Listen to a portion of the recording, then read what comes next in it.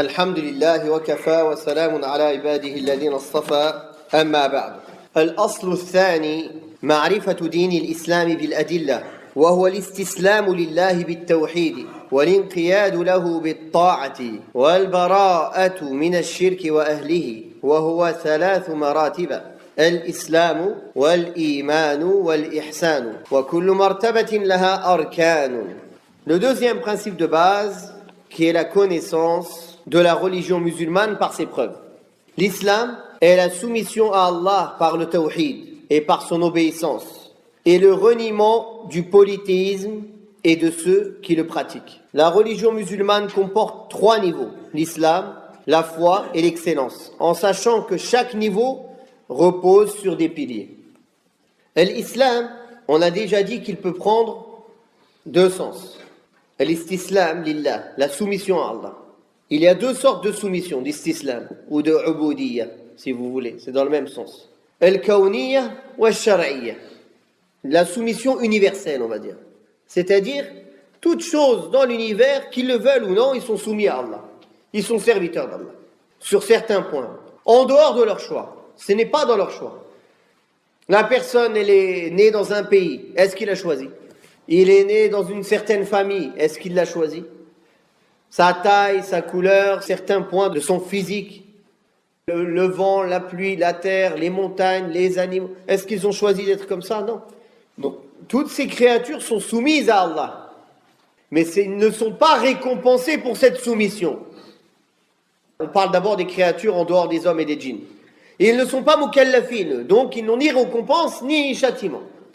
Les hommes et les djinns, ceux qui sont soumis à Allah dans les choses dont ils n'ont pas de choix, c'est pas les choses sur lesquelles ils sont responsables et sur les choses sur lesquelles Allah va les questionner ou les choses sur lesquelles ils sont jugés. Allah ne te jugera pas sur ta taille, la couleur de tes cheveux, sauf si tu les atteins dans une couleur haram, mais c'est-à-dire sa couleur naturelle. Allah Ta'ala ne jugera pas ces choses-là. Car Allah, ces choses-là, il les a décidées. C'est pas toi qui les as décidées. Les choses sur lesquelles Allah te juge, c'est l'islam, légiféré, réglementé, et la servitude, réglementée et légiférée, qui est celle que tu as fait de ton plein gré, de ton choix. Et c'est dans cela qu'Allah Ta'ala dit que celui qui veut croit, et que celui qui veut mécroit. Ça ne veut pas dire qu'il a le choix. Ça ne veut pas dire vous êtes libre. La liberté de conscience, chacun est libre de... C'est pas ça que ça veut dire. Allah, il a rendu obligatoire à tout le monde de croire. Walakin, il t'a laissé le choix. Et c'est pour ça que tu seras jugé. Donc quand ici on dit ma'rifatu din l'islam, la connaissance de la religion de l'islam, on parle de quel islam ici? La définition que Cheikh il a donnée ici de l'islam, l'islam shar'i, le libre arbitre et le choix de l'homme ou du djinn. Car les deux seuls êtres mukallafin qui sont jugés et responsables, c'est les hommes et les djinns. Il a dit l'islam, c'est l'istislam, la soumission à Allah, à la volonté d'Allah. Toutes les autres relations qu'il a avec les créatures, c'est par soumission à Allah. Et c'est par obéissance à Allah qu'il les fait. Quand par exemple quelqu'un obéit au gouverneur, même s'il est zalim, même il est injuste, il ne le fait pas parce qu'il est soumis à tel ou tel. Il est soumis à Allah. Pas comme certains nous disent, ah vous êtes les esclaves des kada. Non, on fait ça ta'atan lillah. L'istislamu lillahi bit tawhid. وهو إفراد الله جل وعلا بالعبادة وهذا هو معنى التوحيد. C'est le fait d'adorer Allah tabarak wa ta'ala, de lui vouer un culte exclusif. والانقياد له سبحانه وتعالى بالطاعة, et le fait de se soumettre en lui obéissant. Et c'est une des conditions de la ilaha illallah, l'inqiyad. Donc ce qu'Allah tabarak wa ta'ala t'a ordonné, tu le fais. Ce qu'Allah t'a interdit, tu le délaisses. Et si tu as eu des manquements, tu te repens et tu demandes pardon à Allah tabaraka wa ta'ala et tu corriges. Car l'être humain, il est manquant. Personne n'est parfait. Mais il ne doit pas délibérément se dire je ne vais pas me soumettre à Allah. وَالْبَرَاءَةُ مِنَ الشِّرْكِ وَأَهْلِهِ. الْبَرَاءَةُ c'est بمعنى الانقطاع والاعتزال. Romps les liens avec eux et tu les délaisses. Et le fait de s'éloigner du shirk et s'éloigner du genre du shirk. C'est pour cela qu'il n'est pas suffisant pour mettre en pratique l'islam de se soumettre à Allah par son unicité et de lui obéir, mais tu ne te désavoues pas du shirk et des partisans du shirk. ثم بين, la religion elle a 3 degrés qui sont chacun supérieur à l'autre. Al-Islam wal-Iman wal-Ihsan. L'islam, l'iman, la foi, et l'ihsan, et la perfection. Ceci est venu dans le hadith de Jibril, qui va être cité à la fin du chapitre. وَكُلُّ مَرْتَبَةٍ لَهَا أَرْكَانٍ. Et chaque degré a des piliers. Donc l'islam, il a des piliers. La foi, elle a des piliers, l'iman. Et l'ihsan, il a des piliers, il a 2 piliers. C'est quoi le pilier?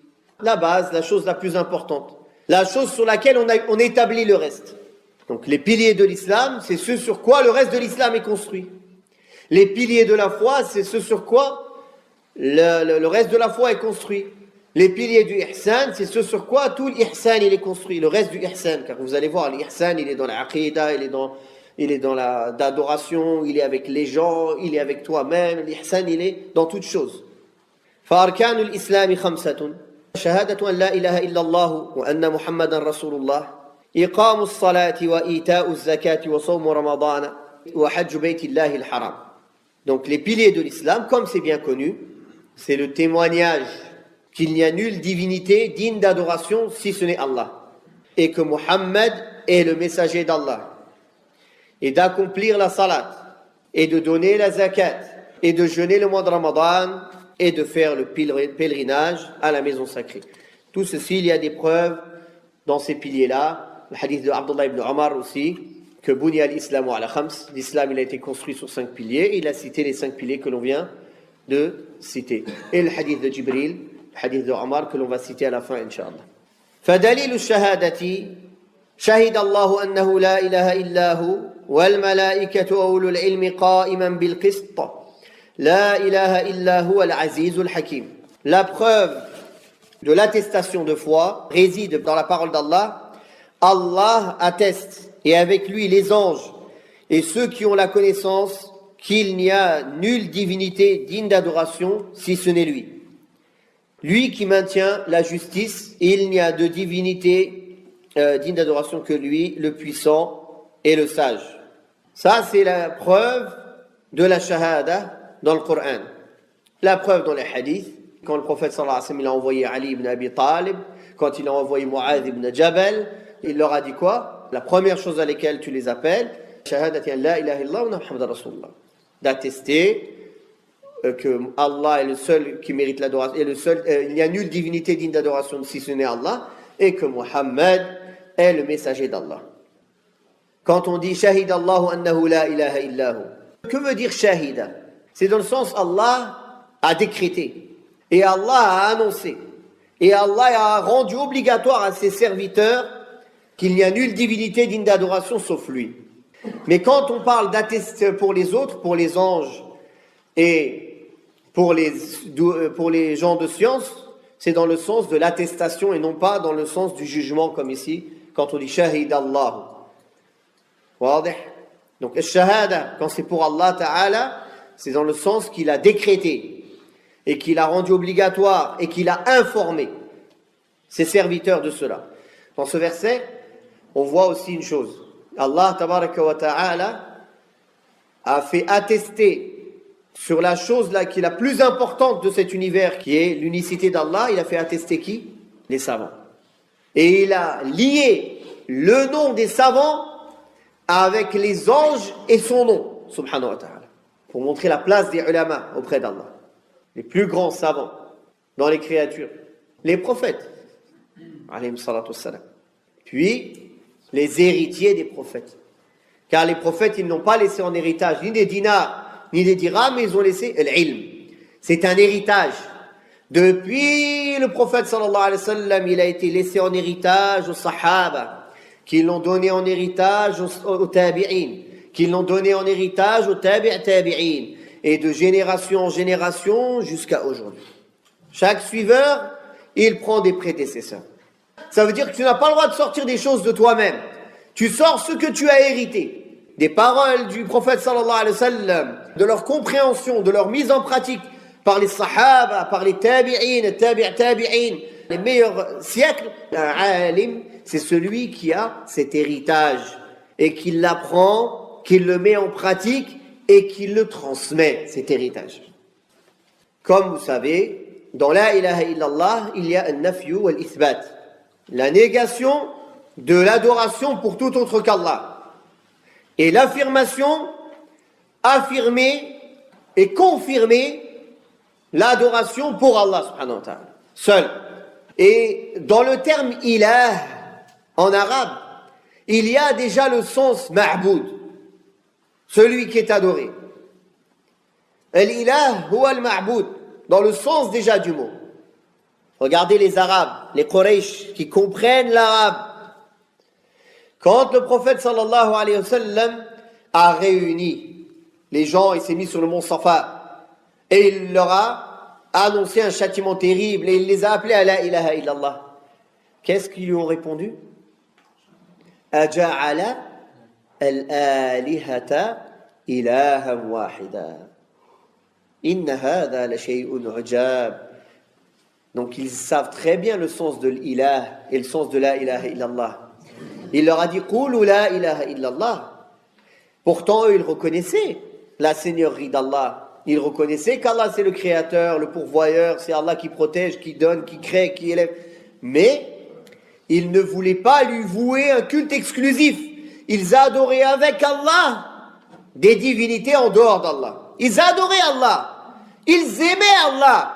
Mais ils aimaient avec Allah des divinités. Et ils adoraient avec Allah des divinités. Un mushrik, il peut aimer Allah. Allah tabaraka wa ta'ala, il dit en parlant des mushrikines, وَمِنَ النَّاسِ مَنْ يَتَّخِذُ مِنْ دُونِ اللَّهِ أَنْدَادًا يُحِبُّونَهُمْ كَحُبِّ اللَّهِ وَالَّذِينَ آمَنُوا أَشَدُّ حُبًّا لِلَّهِ أَشَدُّ حُبًّا لِلَّهِ مِنْ حُبِّ الْمُشْرِكِينَ لِلَّهِ. Donc un mushrik, il peut aimer Allah, mais il aime avec Allah d'autres divinités. Donc ne vous faites pas tromper quelqu'un, il dit il aime Allah. Ou de voir de lui, on dirait qu'il aime Allah. Mais malgré cela, il aime en dehors d'Allah des divinités avec lui. C'est ça le shirk. Le shirk, c'est d'associer à Allah dans une chose qui lui est spécifique. Idhan, la ilaha illallah, donc c'est ça le sens de l'ilah, al-ma'boud. Et les Quraysh, ils l'ont bien compris. Car quand le prophète sallallahu alayhi wa sallam, il les a appelés à la ilaha illallah, ils leur ont répondu quoi? Aja'ala al-alihata ilahan wahida. Et aja'ala al-ma'boudati ma'boudan wahidan. A-t-il fait de toutes les divinités qu'on adore, une seule divinité qu'on adore? Ici donc le cheikh il explique lui-même معناها لا معبود بحق إلا الله لا إله نافيا جميع ما يعبد من دون الله إلا الله مثبتا العبادة له وحده لا شريك له في عبادته كما أنه ليس له شريك في ملكه. نعم. Donc là il détaille son sens, le sens de la ilaha illallah. Et ça nous montre clairement quel est le sens de la ilaha illallah au temps du prophète sallallahu alayhi wa sallam. Et quel est le sens de la ilaha illallah dans le Coran. Et quel est le sens de la ilaha illallah chez les sahaba. Et quel est le sens de la ilaha illallah chez Ahl Sunnah. Et c'est à partir de là quelque chose qui est la base de l'islam. La ilaha illallah, c'est la chose par laquelle la personne elle entre en islam. N'est-ce pas? Et c'est la plus haute branche de la foi, comme on va voir dans le hadith. Déjà, à partir de là, les sectes se sont divisées. À partir de la compréhension de la ilaha illallah. Entre Ahl Sunnah, qui sont restés sur la compréhension juste de la ilaha illallah, la ma'bouda bihaqqin illallah, et Ahl Zayri wa Dalal, qui ont donné d'autres explications à la ilaha illallah. Par exemple, l'Asha'ira et le Maturidiyya, ils disent quoi? La qadira ala al-ikhtira' illallah. Ils ont rendu le sens de la ilaha illallah dans al-rububiyya. Il n'y a qu'Allah qui est capable de créer. Ils disent c'est ça le sens de la ilaha illallah. La aqida de wahdatul wujud, comme Ibn Arabi, comme les extrémistes parmi les soufis, qui disent que Allah est tout et tout est Allah. La créature c'est le créateur et le créateur c'est la créature. Tout fait un. Eux, comment ils disent la ilaha illallah? Comment ils traduisent la ilaha illallah? Il n'y a rien d'adoré et il n'y a rien à part Allah. Rien n'existe à part Allah. C'est ça comment ils traduisent la ilaha illallah. Il n'y a rien d'existant à part Allah pour eux. Tout ce qui existe, c'est Allah. Et c'est de là que l'autre zindiq, le kafir, il a dit sous mon qamis, il n'y a que Allah. Wadih? Donc ça c'est aqidat wahdat al-wujud. Et aujourd'hui, il y en a encore qui disent ça, il y en a beaucoup parmi les soufiyya. Il y en a beaucoup encore qui disent ça, surtout en Asie. Surtout en Asie, bon peut-être je ne connais pas dans les autres endroits. Mais parmi les sectes qui disent ça, c'est une secte très répandue en Inde, au Pakistan, c'est les Brehloui. Ceux-là qui adorent le prophète sallallahu alayhi wa sallam en dehors d'Allah et qui ont une aqidah de wahdat al-wujud. Certains aussi Diobandi, vous avez entendu parler de ce mot? Diobandi. C'est quoi Diobandi? C'est des noms, c'est bizarre, ça sonne comme ça, c'est quoi tous ces noms? Mais il faut expliquer, comme ça si un jour vous lisez ou vous entendez, vous expliquez, vous comprenez ce que cela veut dire. Diobandi, c'est en référence à Dioband. Dioband, c'est une ville où il y a une jamia, il y a une université en Inde. Cette université-là, elle est sur des croyances et des pratiques innovées. Elle a été faite déjà il y a un moment, mais il y a un grand nombre de gens qui sont affiliés dans la croyance et dans la pratique à cette université. Ben al-Mustakthir, entre celui qui est à fond avec leur croyance totalement et d'autres qui ont une partie de leur croyance et leur pratique. Mais quoi qu'il en soit, le Diobandiya, c'est large, une large panel. Et Jama'at al-Tabligh, ce n'est qu'une branche chez les Diobandiya. Pour vous montrer un peu comment ça marche. Les Diobandiya, ils sont sur une croyance soufiyya, ils font la bay'a à 4 écoles soufis. Hululiyya, Shirkiyya, Al-Qadiriyya, Al-Naqshbandiyya, Al-Jashtiyya, wa Sahrawourdiyya. 4 écoles soufites remplies de shirk et d'adoration des saints. Et ils font la bay'a, les dirigeants de Dioband et leurs ulama et leurs enseignants, ils font la bay'a sur ça. Sauf exception. Il y a certains afrad, certaines individualités qui sont de Dioband qui ne le font pas. Mais quand on fait le hukm, quand on statue, les ulama, ils statuent sur un groupe, ils statuent sur leurs fondateurs et sur leurs dirigeants et sur la majorité. Ils ne regardent pas les individualités. Wadih? Non. Mais même ceux qui n'ont pas cela parmi les individualités, rien que d'être avec eux, déjà, c'est des mubtadi'a. C'est suffisant d'être avec eux pour être un mubtadi'a. Tu les défends, tu es avec eux, tu enseignes avec eux. Donc c'est suffisant, même si tu n'as pas les mêmes croyances qu'eux. Wadih? Taïb. Donc ils ont ces croyances-là, et dans ces croyances, dans ces écoles soufiyya sur lesquelles ils font le bay'a, il y a la croyance de wahdat al-wujud. Il y a la croyance de wahdat al-wujud, la même croyance que je vous ai dit tout à l'heure, que tout est Allah et Allah est tout. Donc la ilaha illallah, ils l'ont traduit, la mawjuda illallah. Il n'existe que Allah. Ça, c'est une autre déviance. Jama'at al-Tabligh, ils font partie des Diobandiyya. Et c'est pour ça qu'on trouve que Jama'at al-Tabligh, ils font la bay'a sur ces 4 écoles. Leurs dirigeants, l'un après l'autre, ils ont les bay'a sur ces 4 écoles soufis. L'un après l'autre. De Mohamed Ilyas al-Kandahlawi, Mohamed Youssouf al-Kandahlawi, Mohamed Zakaria al-Kandahlawi, In'am al-Hassan et Zubayr, qui est encore vivant aujourd'hui. Tous, c'est des héritiers de ces écoles soufis, shirkiyya, et ils les enseignent et ils le donnent en bay'a à leurs disciples. Bien que ce n'est pas, on va dire, c'est pas dans leur discours officiel, mais ceux qui s'approchent d'eux, ils ont tous cette bay'a-là. Hein? Ils ont tous cette bay'a-là. Ceux qui sont proches d'eux, dès qu'ils deviennent comme ils disent chez eux, des anciens, alors c'est fini, et ils rentrent dans le système. D'ailleurs, toutes leurs paroles et leurs croyances qu'ils ont sur l'invisible, des choses incroyables, c'est lié à leur déviance déjà dans la base. Et eux, comment ils expliquent at-tablighiyun la ilaha illallah? On sort les mauvaises certitudes sur les choses et les causes, et on entre la certitude sur Allah. Taïb. Cette compréhension de la ilaha illallah, elle est encore moins bonne que celle de Quraysh. Je vais vous dire pourquoi. Premièrement, quand ils disent cette parole, déjà, ça laisse le tawhid que dans le rububiyya, que dans ce qui est lié à la seigneurie d'Allah. Donc, ils n'affirment pas que le seul qui mérite l'adoration est Allah. Ça, c'est 1. 2. Quand ils disent on sort les certitudes sur les choses, il y a aussi des doutes. Le doute, c'est du kufr. Et les gens, ils n'ont pas que des certitudes sur les choses. Il y en a, ils ont des doutes, ils n'ont pas des certitudes. Les doutes aussi, ils doivent être délaissés. Pas seulement les mauvaises certitudes et les doutes. Et dire on sort les certitudes sur les choses, c'est contradictoire à la croyance des gens de la Sunna. Car nous, les gens de la Sunna, on a la certitude que l'eau, elle mouille. Parce que Allah, il a fait comme ça. Et que le feu, il brûle. Eux, ils disent non. Tu dois être dans le doute de tout. Tu enlèves les certitudes sur les choses. L'eau, elle mouille pas. Le feu ne brûle pas. Ils renient l'effet de causalité. Il y a les causes à effet, mais c'est Allah qui a mis l'effet dedans. Donc regardez comment, juste sur la base de l'islam, qui est la ilaha illallah, comment les sectes elles se sont créées. Maintenant on va parler d'un autre groupe qui a dévié dans la compréhension de la ilaha illallah, qui a voulu le renfermer et le limiter à une partie de cette compréhension qui n'est pas une base à elle seule. C'est quoi? C'est Tawhid al-Hakimiyya. La Hakima illallah. Ça fait partie de la ilaha illallah de croire en ça. Mais ce n'est pas une partie du Tawhid à lui tout seul. Et ce n'a pas la place qu'eux ils l'ont donnée.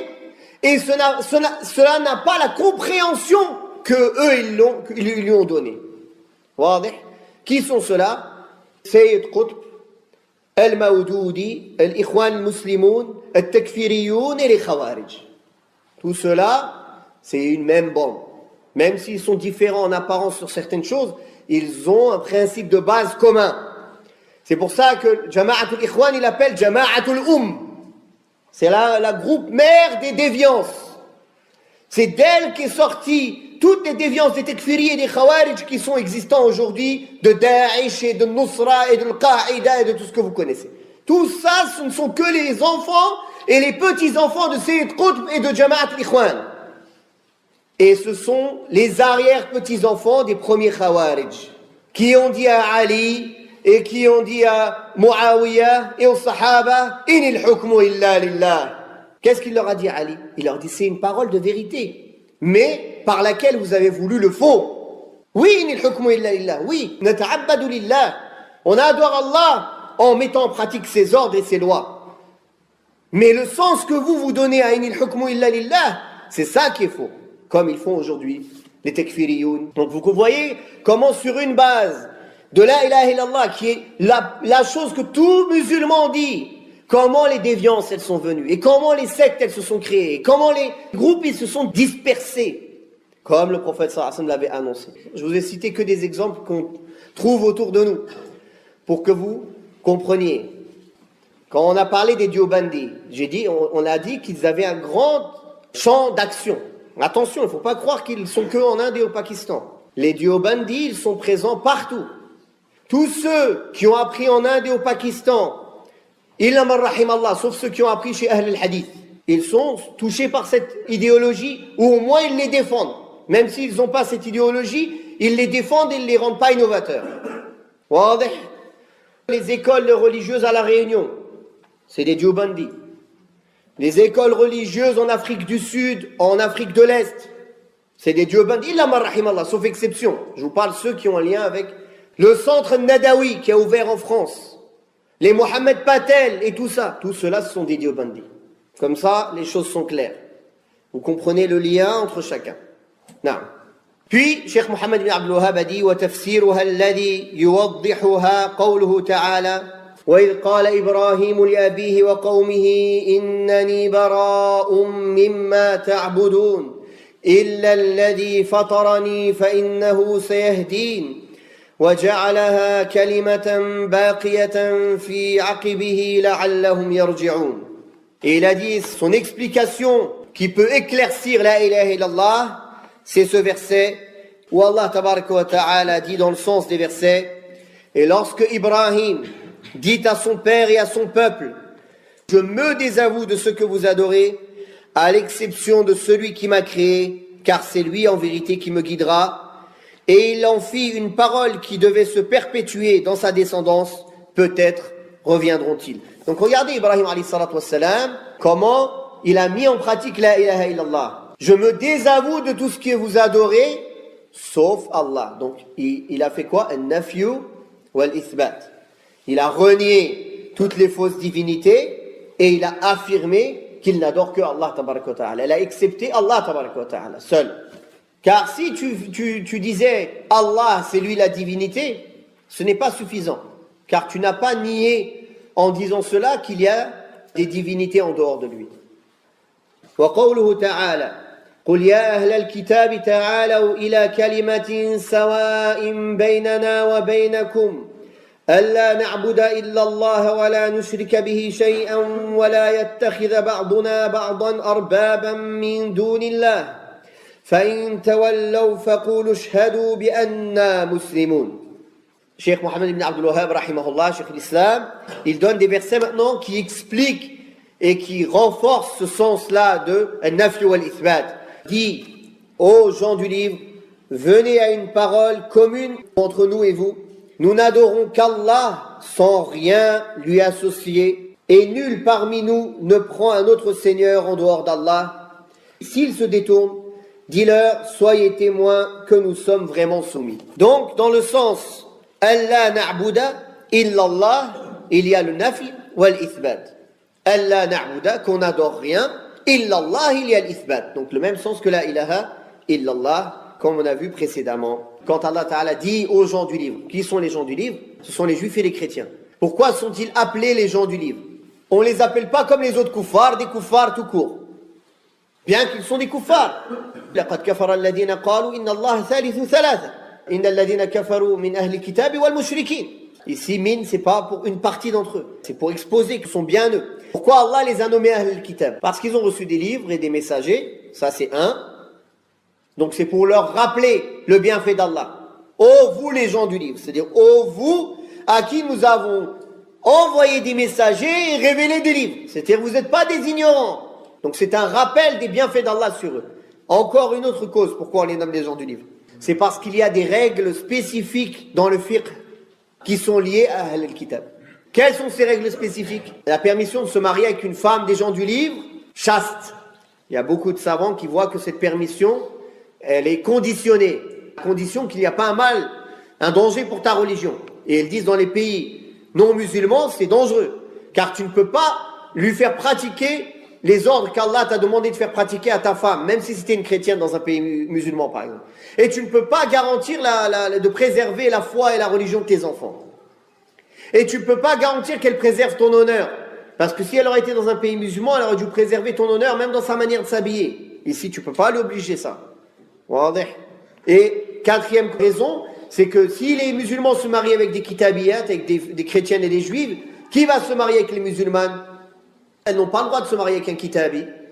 Donc pour toutes ces raisons-là, il n'est pas permis dans un dar al-kufr de se marier avec une kitabiyya. Sauf s'il y a une fatwa, une exception. À la base, c'est halal. Mais pour les raisons citées, cela devient interdit. Pour le danger qu'il y a dans la religion. La deuxième chose qui est spécifique à eux aussi, c'est quoi? Leur nourriture, leur sacrifice. Ce qu'ils sacrifient au nom d'Allah, c'est halal pour nous. Par exemple, un athée, un communiste, il vient, il dit Bismillah, même en arabe, où il dit au nom d'Allah, il sacrifie une bête, c'est haram.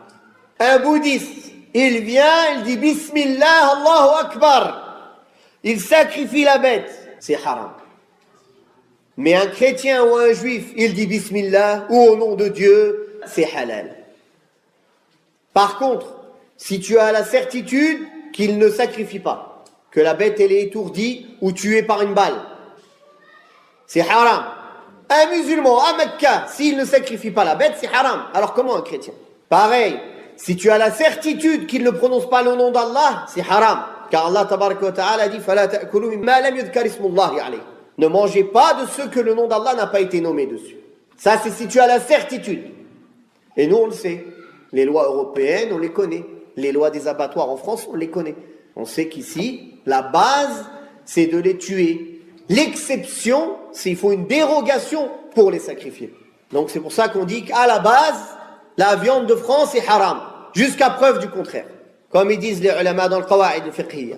Car tu sais qu'il est mort, mais tu ne sais pas comment il est mort. Et comme ici, on sait qu'à la base, ils ne sont pas sacrifiés, alors on dit, en France, toute la viande est haram jusqu'à preuve du contraire.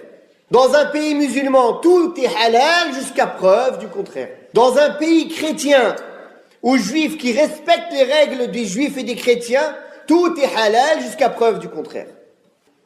Pareil pour le jizya. Certains ulama, ils voient que le jizya n'est accepté que d'un yahoudi ou d'un nasrani. D'autres, ils voient qu'on peut accepter aussi d'un majousi, car ça a été rapporté par les sahaba, mais pas d'autres. Ou bien un musta'man, comme ils font aujourd'hui, par exemple, s'ils amènent quelqu'un pour un besoin, ils lui donnent un visa d'1 an, 2 ans, 3 ans, pour un besoin. Ça s'appelle pas vivre dans l'endroit. Et ils l'ont amené pour un besoin, pour qu'il développe une ingénierie, qu'il développe une chose dont les musulmans ont besoin dans ce pays, après il repart. Ça ne veut pas dire de les faire habiter. Malheureusement, aujourd'hui, avec les tekfiriyin, on est obligé toujours de faire des petites parenthèses. Ils ont tellement lancé de poison, Allahul Musta'an. ودليل شهادة أن محمدا رسول الله قوله لقد جاءكم رسول من أنفسكم عزيز عليه ما عنتم حريص عليكم بالمؤمنين رؤوف رحيم. Et la preuve du témoignage ou de l'attestation que Mohammed est le messager d'Allah, donc les hadiths qui sont déjà cités, plus ce verset et d'autres versets. Certes, un messager pris parmi vous est venu à vous. Le mal que vous subissez lui pèse. Il est plein de sollicitude envers vous, bon et miséricordieux envers les croyants, dans le sens des versets. Donc, le premier pilier de l'islam, c'est cette double attestation. ومعنى شهادة أن محمدا رسول الله طاعته فيما أمر وتصديقه فيما أخبر واجتناب ما عنه نهى وزجر وألا يعبد الله إلا بما شرع. Donc là, il a expliqué lui-même que veut dire le sens de Muhammadun Rasulullah, ou d'attester que Muhammad est le messager d'Allah. Le fait d'attester que Muhammad est le messager d'Allah, cela veut dire, donc, Muhammad est le messager d'Allah. Ta'atuhu fima amar. De lui obéir dans ce qu'il a ordonné. Et de rendre véridique ce dont il nous a informés. Et de s'éloigner et de délaisser ce qu'il nous a interdit. Et de n'adorer Allah que avec ce qu'il nous a légiféré et enseigné. Lui obéir dans ce qu'il nous a ordonné. Allah Ta'ala dit dans le Coran al-Karim, Man ata'a ar-rasoul faqad ata'a Allah. Celui qui a obéi au messager, il n'a fait qu'obéir à Allah. Wa ma ataakum ar-rasoul fakhudhuhu. Wa ma nahakum anhu fantahu. Ce que le messager vous donne, prenez-le. Ce qu'il vous interdit, délaissez-le. Il a mis en garde. فليحذر الذين يخالفون عن أمره أن تصيبهم فتنة أو يصيبهم عذاب أليم. Que prennent garde ceux qui déconviennent à son ordre, qu'ils ne soient touchés par une tentation ou par un châtiment douloureux.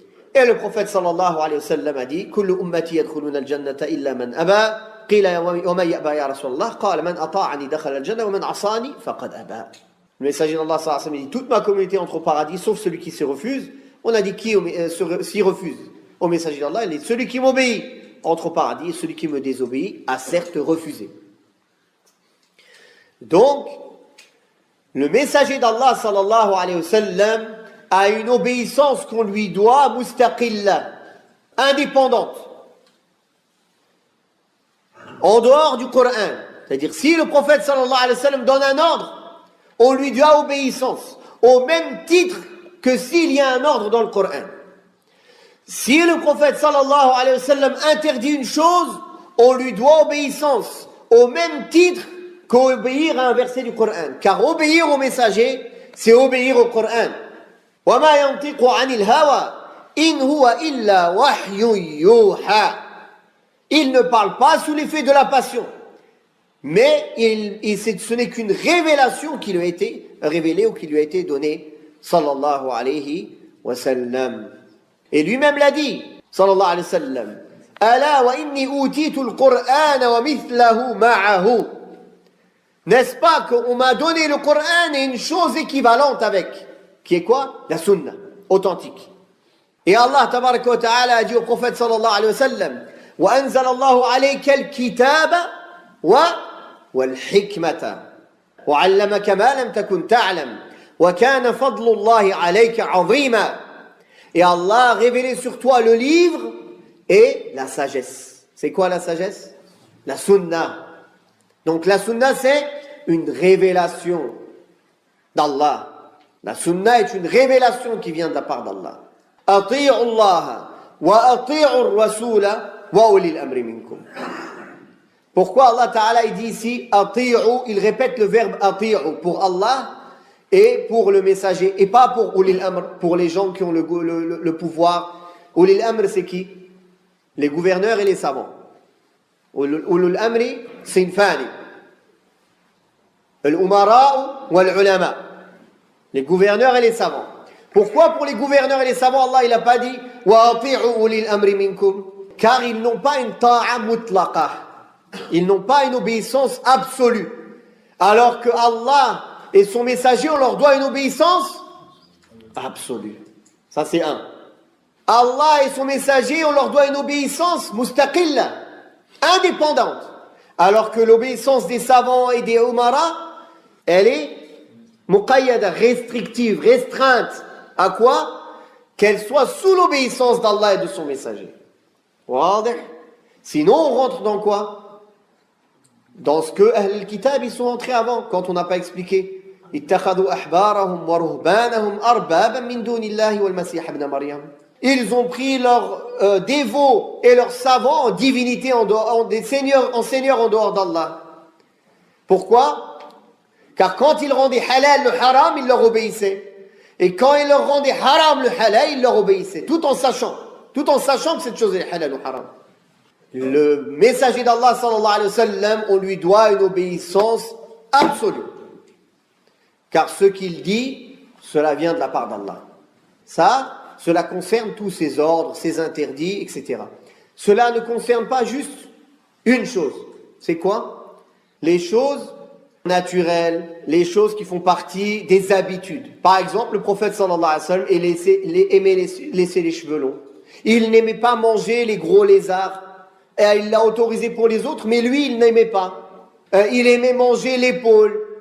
Ces choses-là, si tu le fais par amour du prophète sallallahu alayhi wa sallam, tu es récompensé pour ton amour. Mais l'acte en lui-même, ce n'est pas une adoration sur laquelle Allah t'a demandé de lui obéir. Pareil, si le prophète sallallahu alayhi wa sallam donne un avis qui n'est pas religieux, qui n'est pas un ordre ou une interdiction, un avis qui n'est pas lié à la révélation, comme je vais vous donner un exemple. Quand il est arrivé à Al-Madina, qu'est-ce qu'ils faisaient les gens de Médine? Talqih al-nakhil. Ils rapprochent le pollen fécondant des dattiers mâles aux femelles pour avoir d'autres dattiers. Ça, c'est une pratique que les gens des dates ils connaissent. Moi, c'est pas mon travail. Ala kullin, le prophète sallallahu alayhi wa sallam, il a vu ça, il a dit, je pense pas que ça va vous servir à quelque chose. Une parole dans ce sens-là. Mais il ne leur a pas interdit. Alhamdulillah, regardez les sahaba comment ils sont. Ça, c'est une baraka, les sahaba. Même une ishara, même de loin, ils obéissent, ils ne se posent pas de questions. Ils connaissent les dattiers, ils savent que s'ils le font, il n'y a pas de date. Ils se sont dit, le prophète sallallahu alayhi wa sallam, il a dit ça, on le fait. Ils n'ont pas cherché à comprendre, est-ce que c'est vraiment un ordre, est-ce que c'est pas vraiment un ordre. Ils suivent à la lettre. Ils obéissent d'abord, après ils posent des questions.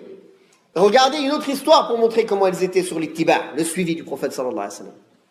Quand ils ont fait salat derrière le prophète sallallahu alayhi wa sallam, dans le hadith de Abi Sa'id al-Khudri, que le prophète sallallahu alayhi wa sallam faisait salat avec ses sandales, c'est la sunna. Quand on n'est pas sur une moquette, rentrez pas avec vos sandales sur la moquette, barakallahu fikum. Hein? Donc, quand on est avec nos sandales, on les enlève pas pour prier. C'est sunna, le prophète sallallahu alayhi wa sallam, il a encouragé à cela. À condition qu'elles ne soient pas impures. Taïb, il a prié avec ses sandales, Jibril alayhi salam est venu l'informer qu'il y avait une impureté dans ses sandales. En pleine salat, le prophète sallallahu alayhi wa sallam a fait quoi? A retiré ses sandales. Qu'est-ce qu'ils ont fait les sahaba? Tout le monde a retiré ses sandales. Ils ne sont pas dit on va attendre après salat, on va demander pourquoi. Non, on obéit, on suit, après on demande pour comprendre. Mais d'abord l'obéissance. Ils voient le prophète sallallahu alayhi wa sallam faire quelque chose, ils le font. Ils entendent le prophète sallallahu alayhi wa sallam délaisser quelque chose, ils le délaissent. Ils ne veulent pas voir, oui, est-ce que c'est makruh, c'est wajib, est-ce que c'est vraiment haram, est-ce que je ne peux pas aller un peu dans les limites? Non, l'ittiba', le suivi du prophète sallallahu alayhi wa sallam. D'ailleurs, il n'y a personne que l'on suit comme ça aveuglément, sauf le prophète sallallahu alayhi wa sallam. Parmi les hommes, le seul qu'on suit les yeux fermés aveuglément, c'est le prophète sallallahu alayhi wa sallam. Tasdiquhu fima akhbar. Rendre véridique ce qu'il nous a annoncé. C'est quoi qu'il nous a annoncé le prophète sallallahu alayhi wa sallam? Les nouvelles du passé, des règles religieuses présentes et des nouvelles du futur, des choses cachées. Tout ça, on doit y croire, sans aucun doute. Wadih? Non. J'ai oublié tout à l'heure l'histoire des Nakhil. Je ne vous ai pas dit la fin de l'histoire des dattiers. On est rentré. Donc quand ils ont fait cela, l'année d'après, ils n'ont pas eu de date. Ils sont venus voir le prophète sallallahu alayhi wa sallam. Ils lui ont dit, on a compris de toi. Il a dit, non, moi je ne vous ai rien dit. Vous connaissez mieux les choses de dunya. Vous connaissez mieux vos affaires d'agriculture et tout ça. C'est juste un avis que j'ai donné comme ça. Et je peux me tromper sur ça. Si je vous ordonne une chose de votre religion, prenez-la. Si je vous interdis, délaissez-la. Donc il a montré, le prophète sallallahu alayhi wa sallam, ça c'est une sagesse pour montrer que le prophète sallallahu alayhi wa sallam et tous les prophètes, ils ne sont pas venus maîtriser les sciences mondaines, l'agriculture, l'ingénierie, là je ne sais quoi. Donc ceux qui disent aujourd'hui, les docteurs, les ingénieurs, c'est les warathatul anbiya, c'est les héritiers, c'est eux les ulama, c'est les kadhabin. Car le prophète sallallahu alayhi wa sallam, il ne connaissait pas ces sciences-là. Il connaissait l'ilm al-shara', la science de la sharia, de la législation islamique. Et c'est ceux qui connaissent la science de la sharia qui sont les héritiers des prophètes. Ma yuridillahu bihi khayra yufaqihu fi ad-din. Celui à qui Allah il veut du bien, il le renverse dans les sciences de la religion. Ça ne veut pas dire que c'est interdit d'étudier ces autres sciences, s'il n'y a pas d'interdiction dedans. Si c'est utile pour la Ummah, parfois ça peut même être obligatoire, fardu kifaya. Mais c'est sûr que ça n'a pas la valeur de la science de sharia. Croire en tout ce que le prophète sallallahu alayhi wa sallam nous a informé, alayhi salatu wassalam. Car tout ce qu'il nous a informé, est-ce qu'il nous a informé de lui-même? Dites-moi. Ce que le prophète sallallahu alayhi wa sallam nous informe, est-ce que ça vient de lui-même? Non. C'est une révélation qui vient d'Allah, tabaraka wa ta'ala. C'est Allah qui lui a révélé. Donc le prophète sallallahu alayhi wa sallam, il ne peut pas lui-même nous informer de lui-même des choses de l'invisible ou du passé. C'est Allah qui l'a informé. Subhanahu wa ta'ala. Sur ces choses-là. Troisième point, délaisser ce que le prophète sallallahu alayhi wa sallam a interdit. Le prophète sallallahu alayhi wa sallam a expliqué cela. Da'ouni ma taraktukum. إنما أهلك من كان قبلكم كثرة سؤالهم واختلافهم على أنبيائهم فإذا نهيتكم عن شيء فاجتنبوه وإذا أمرتكم بأمر فأتوا منه ما استطعتم. Le messager d'Allah sallallahu alayhi wa sallam a dit, ne me posez pas trop de questions, car les gens avant vous n'ont péri qu'à cause de leurs nombreuses questions et leurs divergences avec leurs prophètes. Quand je vous interdis une chose, délaissez-la. Et quand je vous ordonne une chose, faites-en ce que vous pouvez. Les obligations, elles sont conditionnées par l'istita'a, par la capacité. Fattaqullaha mastata'tum. Mais l'interdiction, elle n'est pas conditionnée avec la capacité. Car l'interdiction, c'est le fait de ne pas faire.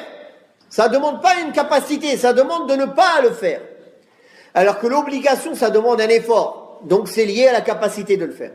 C'est pour ça qu'il n'y a aucune excuse à ne pas délaisser les interdits. L'interdit, il se délaisse sur le champ. Sauf si c'est un cas de nécessité, une daroura. Et la nécessité, elle s'estime à sa juste valeur, et ça c'est les ulama qui les connaissent. Ce qu'il a interdit est réprimandé. Donc quand le prophète sallallahu alayhi wa sallam met en garde contre des œuvres, il maudit celui qui fait telle œuvre, il dit que cette personne elle a la colère d'Allah, tout ça, c'est des réprimandes, des mises en garde pour celui qui transgresse l'ordre d'Allah tabaraka wa ta'ala et du prophète alayhi salatu wassalam. Wa alla yu'bad Allah illa bima shara'. Et qu'on adore Allah que de la manière dont le prophète sallallahu alayhi wa sallam nous l'a légiféré et enseigné. Qu'est-ce qu'a dit le prophète sallallahu alayhi wa sallam dans le hadith de Aïcha? Celui qui fait un acte dans lequel il n'y a pas notre ordre, il est rejeté.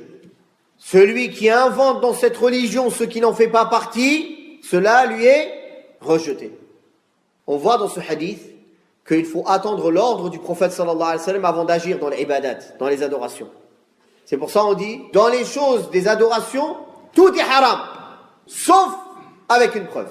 Alors que dans les choses de la vie, tout est halal, sauf avec une preuve que c'est haram.